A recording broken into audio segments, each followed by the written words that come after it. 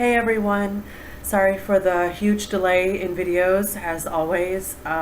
It's been about 4 months since my last video, as one of my subscribers was kind enough to point out to me. So that's a little longer than what I would like to go, but unfortunately, between my site and doing services and readings for clients, and then of course running a household and having 2 children and a husband, YouTube is kind of bottom of the bottom of the stack there, unfortunately. So it's not that I don't love you guys, and I love hearing from you and everything, and I'm glad that you like the videos, and I'm glad you want more. It's just that I don't think I'm ever going to be able to be, a regular YouTuber. So, but that's okay. I'm here now. So today I made an interesting post on my Facebook page, which if you just type in Conjured Cardia, it'll pop up, and you can like it. And I try to post a lot of relevant content on there. I think it's a lot of useful information. If 20 years ago I would have had that page, I would have been thrilled. So I try to post things that would have been useful for me starting out, or to encourage me when I was starting out, or a long time ago. So it was about hexing and hexes, and whether you agree with that idea or whether you don't, I'm going to talk a little bit about what they actually are, and I think that that's probably determining why people are against them. Okay, so when I think of hex, I think of like a Pennsylvania Dutch hex sign. If somebody was to say that word to me, that's what would pop it in my mind. And if you're not familiar with what these are, Google them and look them up, and you'll see these really beautiful, vibrant images. A lot of them are geometric sort of patterns, or really just bright, I can't think of the word that I'm looking for, but almost sort of, illustrated, cartoonish maybe. So, and if you look up, they have a huge variety of these, and they have a ton of different meanings. But what they are these symbols to bring in. They're usually to protect from evil spirits or some sort of negativity or evil. But they're also for things like to bring in the grace of God, or to bring in, strong faith in the household and things like that. So my point being is that, hexes should be viewed as more of a proactive protection or a preemptive type magic. So, this is the problem, is when people think of hexing, they think like, they think of somebody just sort of like sitting in a dark corner and like wringing their hands and sticking pins in a doll, because they, there's some sort of there's some sort of sadistic person, and they want to do this to other people for no reason. Well, that's not. I'm sure that those wackadoos are out there, but the people that I work with, and people like myself, who have been professionals for a couple of decades or several decades. This is not anything that we do, and it's really like comical to us to even think that people actually believe that. But hexing would be something that you would do in cases of abuse, most likely, or to prevent a dangerous situation. So if I have a client contact me for a situation where their child is being abused, maybe they're being abused, there's sexual abuse, physical abuse, emotional abuse, mental abuse, so anything like this. So this is where we go, okay, so like, white light and hugs isn't going to fix this. Okay, what has to happen is the proper authorities. I give them information to reach the proper authorities to deal with this situation from a legal standpoint. So whether this is the police, whether this is CPS, yada, yada, yada. Whether this is getting a private protection order of some sort, a restraining order, things like this. Okay, so this is the first thing to be done, and try to get the client to remove themselves from the situation. Try to find them a support group. Try to find them a free support hotline. a place they can go if they have family members. Okay, so we take care of like normal, your first logical step stuff here. Okay, so after that, then of course, for spiritual work, we're going to start to enlist work that is going to stop this person and that is going to have justice brought upon this person. So this is where people get into like the whole, oh, like karma takes care of itself, and it's not up to you to unleash karma or whatever. No, it's not. But I don't think people who think that are jumping to a conclusion that that's what we're trying to do when it's not. So when somebody asks for money or love to be brought into their life, is it guaranteed that that person deserves it? Like, does every single person asking for $1 million, do they deserve that $1 million? Is every person asking for to have a partner that is devoted and dedicated to them when they can't be devoted and dedicated themselves? Does that person deserve that type of relationship to be brought into their life? So it's, if you want to get into morals here, we can talk about morals. And a lot of people asking for things with magic don't deserve them. So when it comes down to a case of should a person be stopped or bound and have the proper authorities and justice brought upon them for, abusing a child? Absolutely. So if you can tell me it's okay to ask for all the money in the world, but it's not okay to ask for protection for a child being abused, I'm going to have to tell you that you're flat out wrong. So those are things that people don't think about. They just think about only asking for positive things, and of course everybody deserves the positive things. Well, that's not true. Sometimes people don't deserve those things, and sometimes people do deserve to have justice brought upon them. So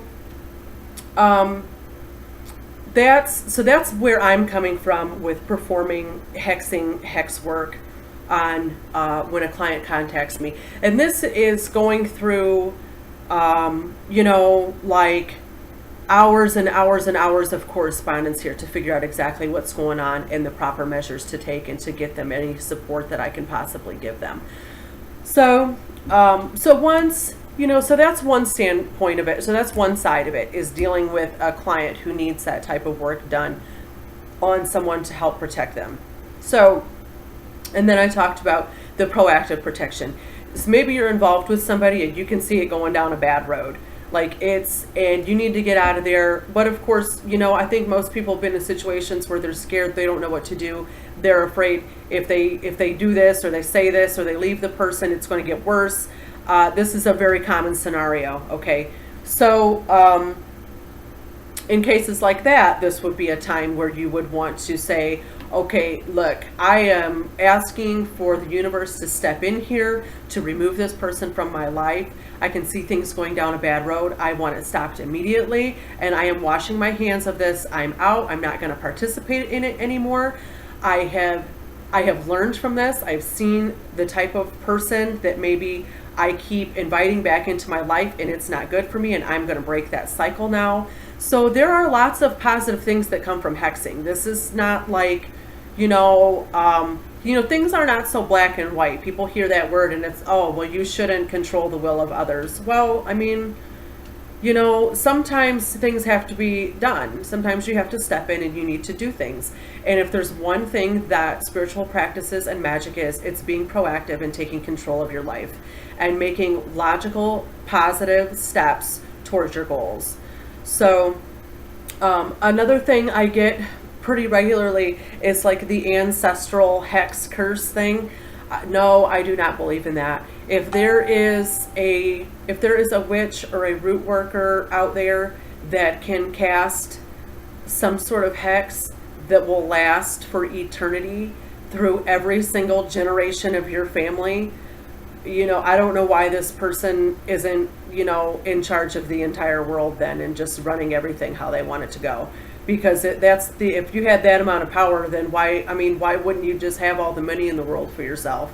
I mean, it's just a ridiculous notion. It's just impossible. So no, I absolutely do not believe in that.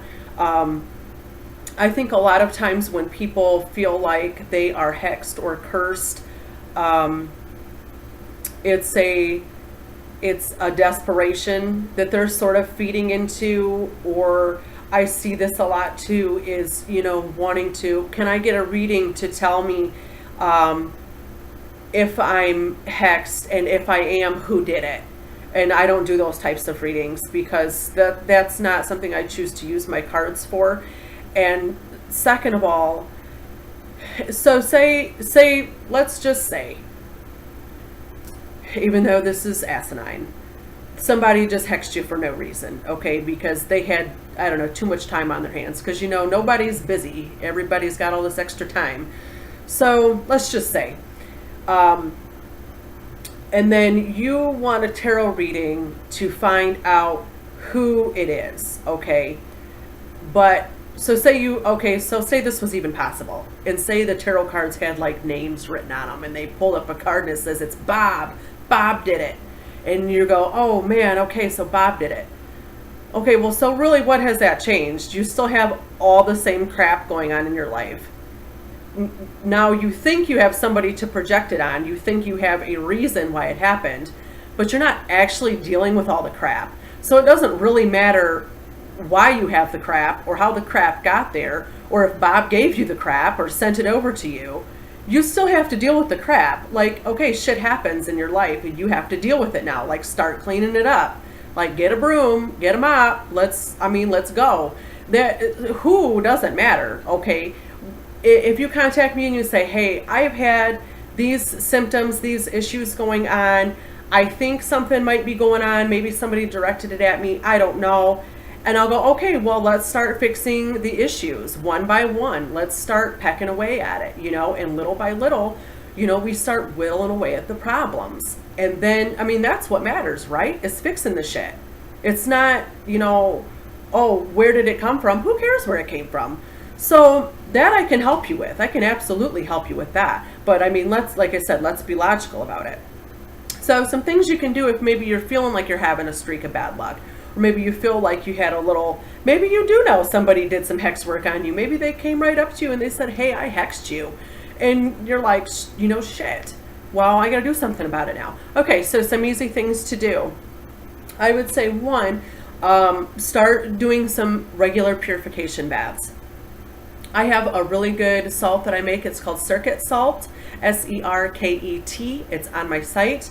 This is made with hyssop and hyssop essential oil, rue, lots of great stuff that is known to cleanse the body and the spirit. Okay, so that's one thing you can start doing. Start taking a spiritual bath every night.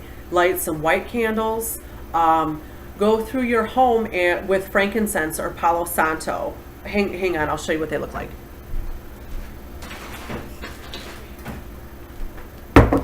Okay, so frankincense are these little, can you see them in there? These are frankincense tears. This is a resin from a tree. And they boil it, and this stuff sort of floats to the top, a little bit like sap, but it's not sticky. And you burn these on charcoal briquettes. They're like hookah charcoal or incense charcoal. I also have those on my site. They can be hard to find, so if you need them, I have them. So you burn the frankincense tears on the charcoal, and a great thing to do with this is take your censer, your incense holder. I don't have one right here. I was going to show you what I use, but whatever. Put it under a chair, like a kitchen chair, like what I'm sitting on right now. Put it under your chair with the hot coals going and the incense on there, and wrap yourself with a sheet up around your neck, a white sheet. Well, it doesn't have to be white. I prefer white because this is a purification thing. So wrap it all the way around the back of your chair and around your neck, and then let the smoke come up in there. That's called a smoke bath, okay? That's another great thing to do. As you're burning your white candles, try to find some type of, I have an uncrossing oil, I have a clear and cut oil, things like this that are gonna get rid of these energies, okay? And I would dress my white candles in oil, and then I would roll them in saltpeter. Saltpeter is potassium nitrate. This is just a naturally occurring substance. It's a white powder. It's a little granular, not quite as granular as salt, but it is granular. It's not exactly a powder. It's not like talc. So roll them in that. Saltpeter acts as a metaphysical explosive. That works to just destroy blockages, nasty entities, negativity. That's a great thing for it. So another thing you can do, and you can also do a fresh herb bath too, by the way. If you go to like your supermarket and they'll have like sprigs of fresh rosemary and mint, thyme, basil, lavender, those are all purifying and protecting herbs, and they'll be right in the produce section of your grocery store. Go get those. You can wrap them up in some cheesecloth or some muslin cloth and drop it in your bathtub, or you can just put them in there whole if you want to. That's a really, really great simple thing to do. And then we have Palo Santo. These are sticks of Palo Santo. This is a Brazilian wood, extremely aromatic. This is similar to smudging, but this is another really great simple thing. I have these on my site. I think, I don't know, they're a couple bucks a stick or something like this. You light it on fire like you would a smudge wand. Let it get going, obviously. Blow it out. And you have this really, really beautiful cleansing aromatic smoke, okay? And you can go around your home with this. You do your aura with this. It's really, really wonderful cleansing smoke, healing smoke. So those are just a few ideas, guys.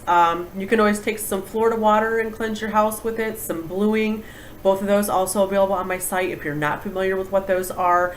The reason I tell you guys that things are on my site is because I provide a large historical explanation with each item. So I'm not telling you to go on there to buy the stuff. What I'm telling you to do is go on there and read about it so you're educated, okay?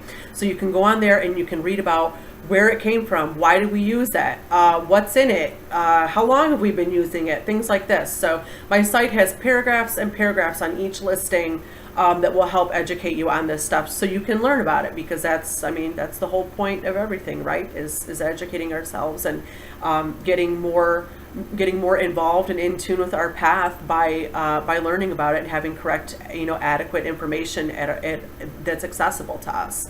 So, okay, I hope that cleared up a little bit of hexing and why I perform hexes, why others might perform hexes, and more of a background on it and a different way to look at it from a moral standpoint and proactive protection standpoint. So thanks, guys, and I'll talk to y'all soon. Bye.